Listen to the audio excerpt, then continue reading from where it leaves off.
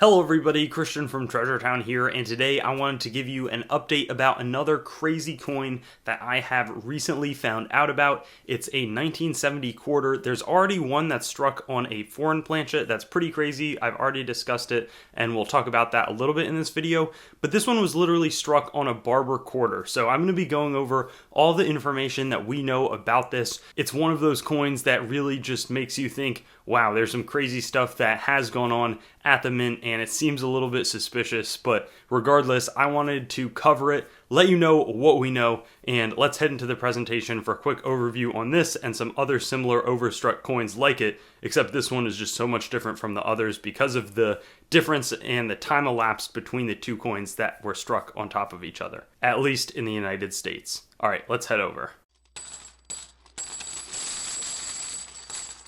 And here it is, the 1970s quarter that we've been waiting to talk about. Now, this one was overstruck on a Barber quarter, of course, but it's not apparent on both sides. You actually do have to be paying close attention to pick up on this, though I would say that the coin, while being a proof, does not appear like a regular proof really would. There are some aspects of it, of course, but the planchet was not a proof Barber planchet, and a proof Barber planchet wouldn't really look like a normal one anyways, so there is a bit of a different effect, but you can't see any of it on the reverse of the coin. The detail is a little bit stronger, if basically the outline and trace of the Barber quarter reverse at an angle. You can see the stars up here, the eagle's head, the arrows and leaf out of the talons, and then also the $quarter sort of wrapping around, I don't know, maybe 3 o'clock to 6 o'clock or so. Now, the interesting thing about this is that it sold at a California auction of coins, I believe, that was done by the state. It's a little bit unclear on how the coins actually made their way to getting out, because there were two other coins that were struck on King George the Fifth, which was 1911 to 1936, and King George the Sixth, which was, I believe, I want to say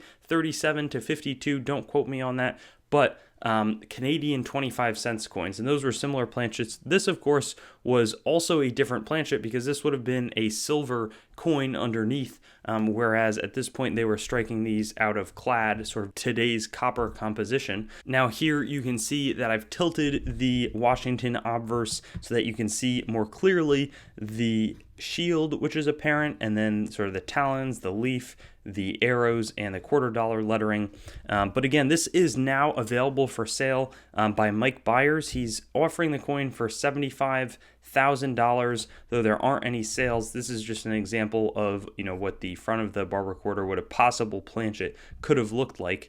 But in terms of this coin, again, coming back from that California state auction, it's conceivable that this coin could have made its way out in an actual proof set, because it could have passed through, it doesn't need to have been smuggled out like there's a dime that was struck on a nail. There's no way that that ended up in a roll. Since these are being fed into sets, they are probably not going to look at each individual coin, even though quality control is a lot higher, because the planchets would be quite similar, so it wouldn't fully surprise me if this just did get out in a set and somebody cracked it open. I know there's some error collectors that really like the ones that should have gotten out authentically as opposed to having been smuggled out, but I think that either way there was significant human intervention in this one. I'm curious where you would see the coin pricing, because the King George the Fifth sold for $7,800 in 2020. I would say being struck on a Barber quarter is more significant. Byers has the King George the Sixth available for $35,000 on his site. This one at $75,000. Didn't sell at $25,000, but I wonder if it would be sort of in the $20,000 to $25,000 range if it came up for auction, or maybe Byers will be able to find that error collector that just loves the Barber series and feels like they need to have the ultimate Barber error.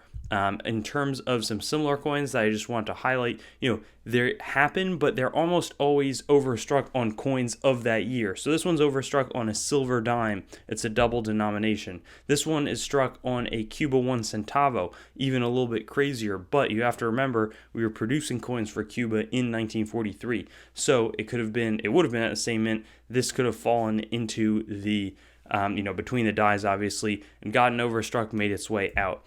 This one was Overstruck on an amusement token, a little bit crazier, but presumably again from 1983. So different things going on here. This one's a little bit crazy. I think it's really neat. Not sure where the final pricing would be, but it's just something that I saw. I had to highlight it because I do believe it's the widest difference in terms of overstrikes on potentially, it's not circulating, but like regular coinage that shouldn't be very valuable. It should be, a $1 coin that has a little bit of extra value because it's proof. Instead, you have this amazing coin rarity that nobody really knows what it will sell for. Thanks for watching the video. I'd encourage you to like, comment, and subscribe to the channel to stay updated. I've also got Facebook, Instagram, and Twitter, so you can follow me there. TreasureTownYT.com is the main channel website. Definitely give that a visit. I've got a lot of information about me up there and the channel. CoinGrabBag.com as well currently redirects there, but it's some good opportunities for very fair grab bags, both made by me and other sellers. A lot of different options, so that's a good way to support. There's also TreasureTownCoins.com. In the future, my coin dealing operation will be done out of that website. CoinMeltPrice.com for updates on the melt prices of your coins, both US and world. A lot of resources in that website. And then CoinsMetalsCards.com being developed right now as a marketplace and news source for coins, metals, cards, and collectibles in general. So I'll see you on my future videos. Looking forward to seeing you there and hope you have a good day.